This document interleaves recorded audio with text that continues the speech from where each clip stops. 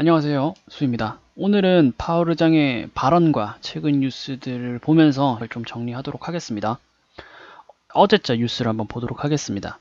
파월 연준 재무부 경제 지원 부양책 더해야 할 것 내용을 좀 보면은 다우존스 등에 따르면 파월 의장은 19일 상원 증언에서 연준의 핵심적인 경기 부양 노력의 전체적인 힘은 이제 시작에 불과했다 하면서 이같이 말했다. 이제 돈을 좀 더 풀겠다는 거죠. 지금 풀었던 돈은 빙산의 일각이라는 그런 말을 하고 있습니다. 근데 파월 의장이 이렇게 얘기했던 과는 반대로 지금 국채 매입 규모는 줄여 나가고 있습니다. 3월 14일 날부터 해서 5월 16일자 뉴스를 좀 정리해봤는데 3월 14일 첫째 이제 패닉 셀링이 시작되고 나서 연준은 시장을 대응하기 위해서 330억 달러 국채 매입을 했다. 이게 하루치입니다. 330억 달러에 대한 거를 4월 10일 납을 보면은 연준은 다음 주 국채 매입을 하루 평균 300억 달러로 축소했다. 그래서 4월 10일 날 돼서 이제 30억 달러로 줄었죠.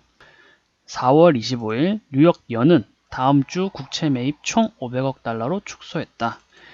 총이라고도 붙었죠. 이게 하루 평균 100억 달러 규모입니다. 많이 줄었죠. 200억 달러를 대폭 줄여버렸습니다. 5월 9일 연준 다음 주 국채 매입 하루 평균 70억 달러로 축소했다. 그리고 최근 뉴스에 따르면은 다음 주 국채 매입을 300억 달러로 축소했다. 네, 이거는 이제 하루 평균 60억 달러. 그죠? 하루 평균 330억 달러에서 지금 60억 달러까지 많이 낮춰졌습니다. 이 내용과는 좀 별개되는 내용이죠. 이제 밖에서 이제 돈을 풀겠다라는 강력한 의지를 좀 내뱉고 있는데 반대로 국채 매입을 좀 줄여가고 있는 그런 상황입니다.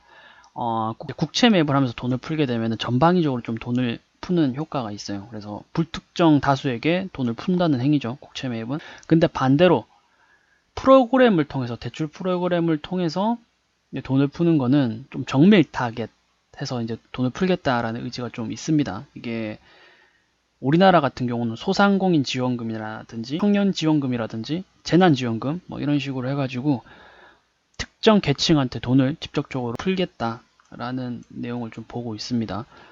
이제 파월 의장은 연준의 각종 프로그램이 월말까지는 마련돼 실제로 가동에 들어갈 것이라고 밝혔다. 파월 의장은 그러면서 필요한 경우 대출 프로그램을 조정할 것이라고 강조했다. 여기서 필요할 경우 대출 프로그램을 조정할 것이란 것은 프로그램의 지원의 폭을 확장시킨다고 좀 봐야 될 것 같아요.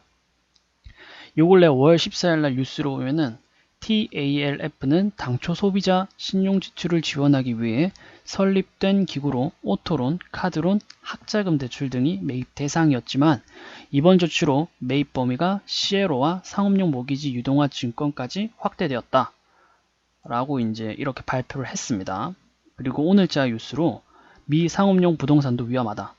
19일 미국 월스트리트 저널은 호텔이나 소매업 부동산과 달리 사무용 건물이나 임대 아파트 등은 기업들이 장기 임차하기 때문에 상대적으로 안전해 보였지만 경기 침체가 깊어지면서 이제는 그렇지 않게 되었다 라며 밝혔습니다.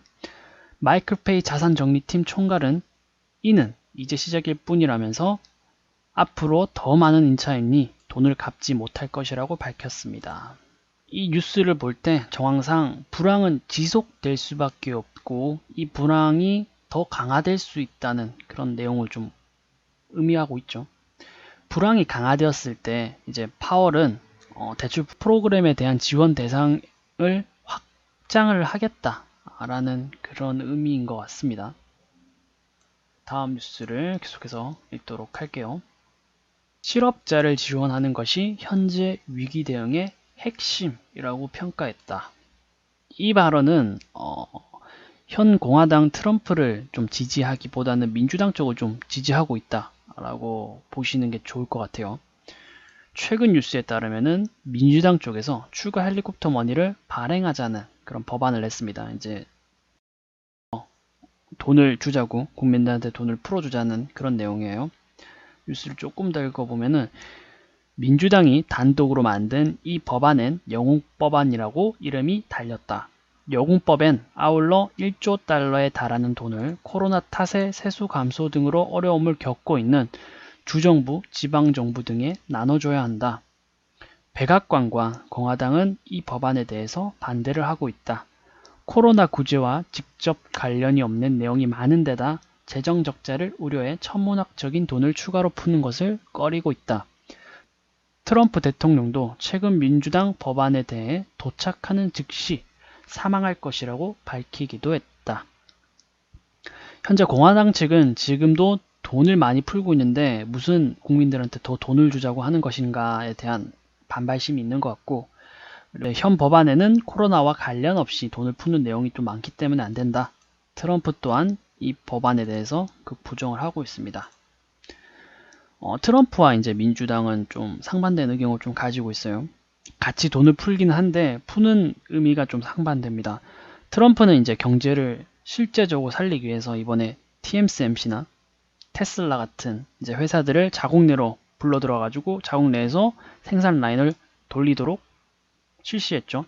TSMC 또한 미국에다 공장을 짓기로 했고, 그리고 트럼프 같은 경우는 최근에 SOC를 추진하기 위해서 돈을 더 풀어달라, 그런 뉘앙스에 대한 발언들을 굉장히 많이 했습니다. 공화당은 이제 실질적으로 경제가 나아지길 위해서 새로운 회사나 새로운 일자리를 창출해서 이제 실업률을 잡기를 원하고, 민주당 측에서는 작년부터 이제 미국 경제를 생각하면은 미국 경제는 굉장히 탄탄한데 이 탄탄한 경제가 코로나 때문에 경기가 안 좋아졌기 때문에 코로나가 끝나면 정상화 될 것이다 라고 생각하고 있는 것 같아요.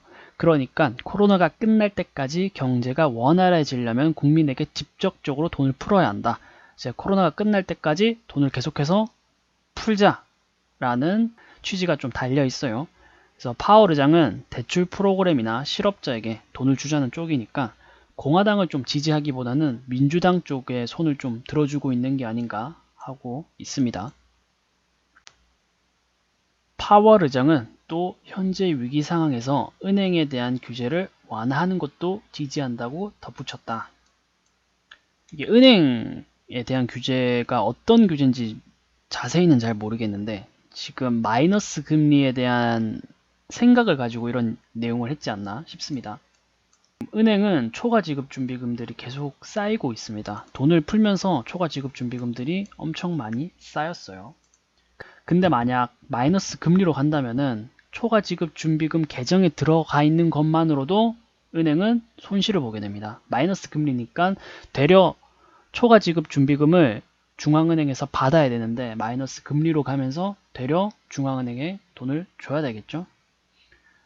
그래서 은행 같은 경우들은 이제 돈을 맡겨놓은 것만 해도 이제 돈이 깎여 나갈 거니까 차라리 은행에 대한 규제를 완화시켜서 투자의 폭을 좀 넓혀주자, 그런 내용인 것 같아요. 파월 의장은 연준의 대차대조표 확장에는 한계가 있지만 아직 한계를 치지 않았다고 말했다. 다우존스는 파월 의장이 한도가 어느 정도인지 말하진 않았다고 부연했다 라고 얘기했습니다. 그리고 이런 얘기를 또 했죠. 대차대조표 확대, 인플레 안정 위험 없어.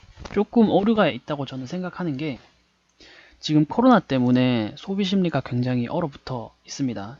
지금 소비자 심리라든지 소비자 물가 이렇게 보시면은 상대적으로 코로나가 터지고 나서 굉장히 많이 떨어진 것이 보일 겁니다. 근데 소비가 일어나야지 물가 상승률이 일어납니다. 지금 푼 돈들이 코로나가 끝나면 얼만큼의 소비 심리를 일으키고 그리고 물가 지수를 올릴지는 아무도 몰라요.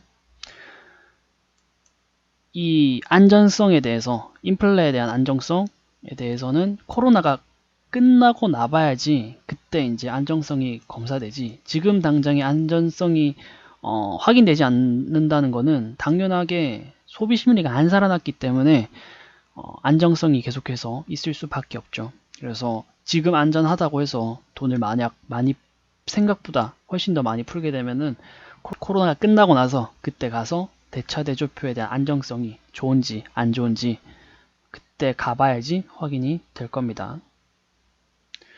그리고 언급되고 있는 게 중국이죠. 중국과 1차 협의에 대한 내용이 좀 나오고 있습니다.